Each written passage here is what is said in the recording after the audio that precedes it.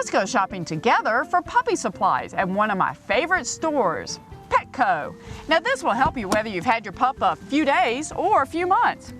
I intentionally don't have a sponsor for my DVD because I want to recommend products I like without outside influence. So if I recommend something inside the store, I like it. For less distractions, if possible, shop alone without the kids and without your pup. Try to shop when these stores are less busy. I love weekdays. You get less lines and more attention from the sales staff when you need it. Make sure you sign up for the store's customer loyalty program. It's an easy form to fill out while you're there, and it gives you benefits like super savings.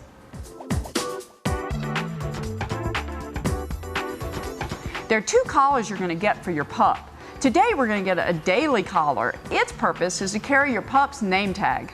The first is a buckle collar, and the second is a quick release collar.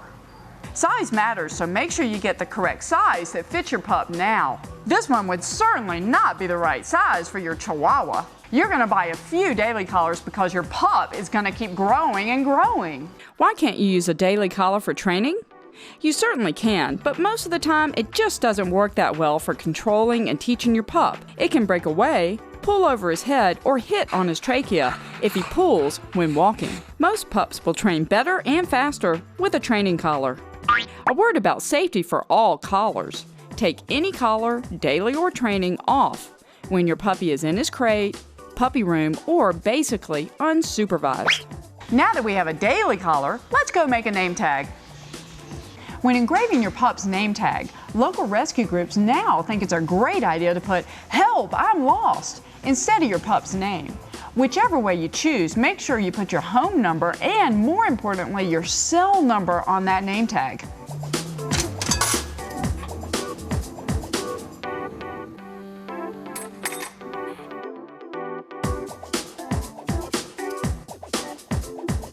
Today we're going to buy 2 leashes. For starters, we're going to buy a 6-foot fabric inexpensive leash. Your puppy's first leash undoubtedly is going to end up to be a chew toy. So don't spend too much money here. Not today, but later on I'd like for you to buy a nice quality 6-foot leather leash. Here's Duper's. It's 6 years old. It's been in the ocean, the lake, and drug all across America. And look, it's still soft, pliable, and strong. The second leash I want you to get today is a 20-foot cotton lawn line. We'll use this for call to come, long distance stays, and many other things. Size matters, so make sure you get the right size leash for your pup. The thicker the leash, the larger the bolt snap. Notice I didn't say buy a retractable leash. Like most professionals, I agree they aren't the best tool for training.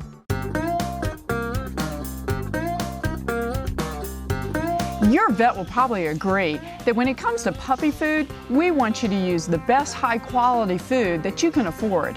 At this point, I'd rather you purchase your puppy food at Petco, a pet store near you, or even online. They seem to have healthier selections at affordable prices. You can get puppy food in bags, cans, or have you ever seen this? This is a dog's food log. This is actually Duper's favorite. Now with all these brands, they give you a 100% guarantee. So if your puppy doesn't like it, bring it back and try another one.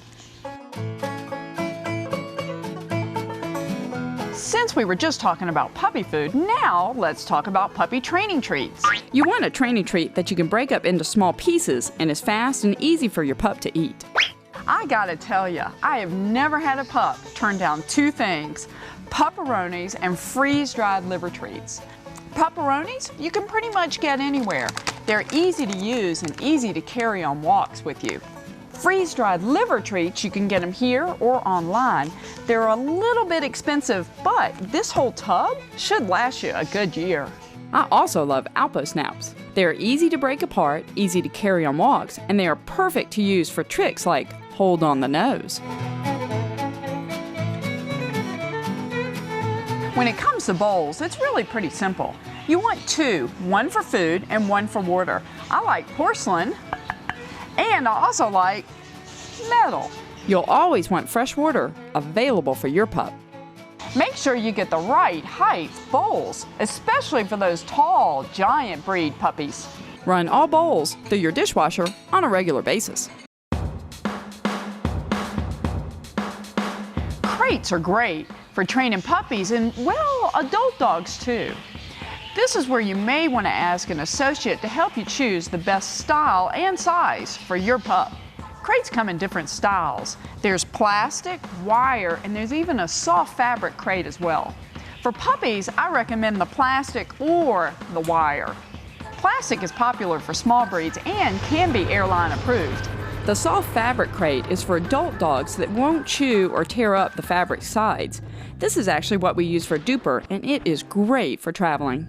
Size matters. You don't want too large a crate or you will probably have house training problems. Your pup should be able to stand up, move around, and lie down. That's it.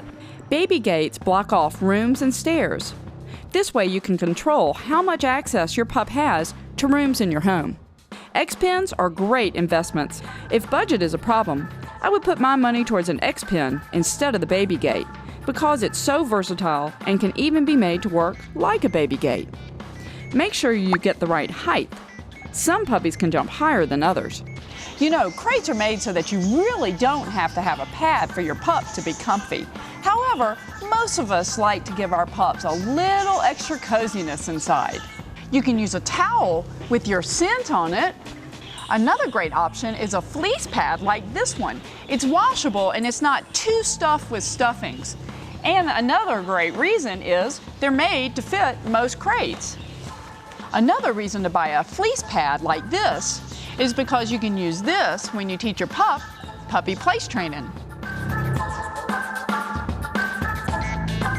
House training will be accident-free when you use the right tools. We have a whole section on house training, but let me show you some things you may want to buy.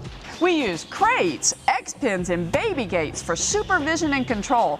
Just make sure you get a tall enough X-Pen so your pup doesn't jump out.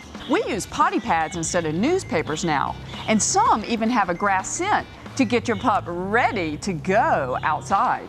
Here's a great new product. It's the Potty Patch. It simulates grass indoors. Here's a nifty idea for pups who live in cold climates, RVs, or apartments. It's a doggy litter box with doggy litter. If your pup does have an accident, you need to clean it up with the right product. That's an odor eliminator. This is my favorite. It's nature's miracle, but there are others on the market. Warning here, you don't want to use household cleaners, especially those with ammonia, because these chemicals can actually cause your pup to go in that very same spot. Until your pup is totally house trained, I do not recommend doggy doors. I want you going outside with your pup to make sure it potties or poops.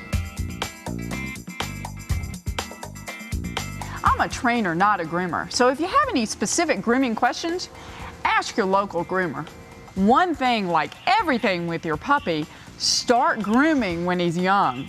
When choosing a puppy shampoo, try to choose one that has no surfactants. This is a great choice. Another thing, try not to bathe your pup with shampoo until it's about 16 weeks of age. When it comes to brushes, your pup's coat dictates what brush you choose. Now this is an area where you might want to ask your groomer. Trimming your pup's nails, it's always a fun adventure. There are actually two things you can use. One is your traditional nail clipper, and the other, which seems to be pretty popular now, is a petty paw, which is a motorized filing tool. I want your pup so used to you sticking your fingers all in his mouth that he just doesn't care you're doing it. Now there's some great products you can use, and I want you to start early on this. I like a kit like this because it gives you a finger brush, a regular brush, and dog toothpaste. But make sure you use a toothpaste that's made for dogs, not humans. It might upset his belly. You probably want to go ahead and get a sour spray substance to help with chewing or biting on things.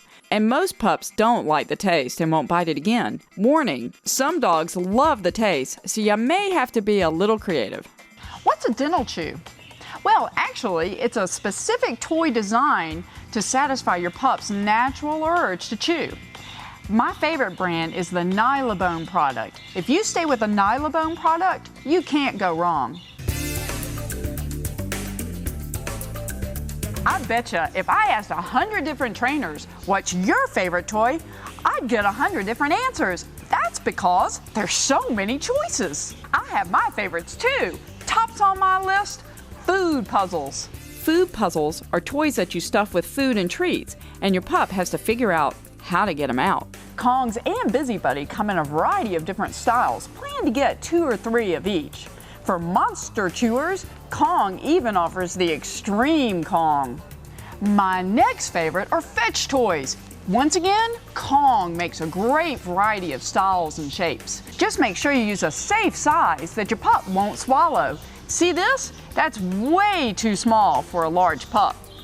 If you want to play frisbee with your pup, just make sure you use a soft but durable rubber one like this one or these.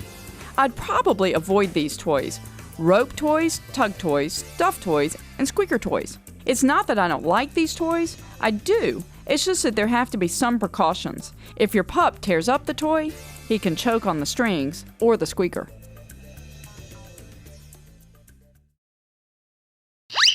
For more lessons, go to teachthatdog.com.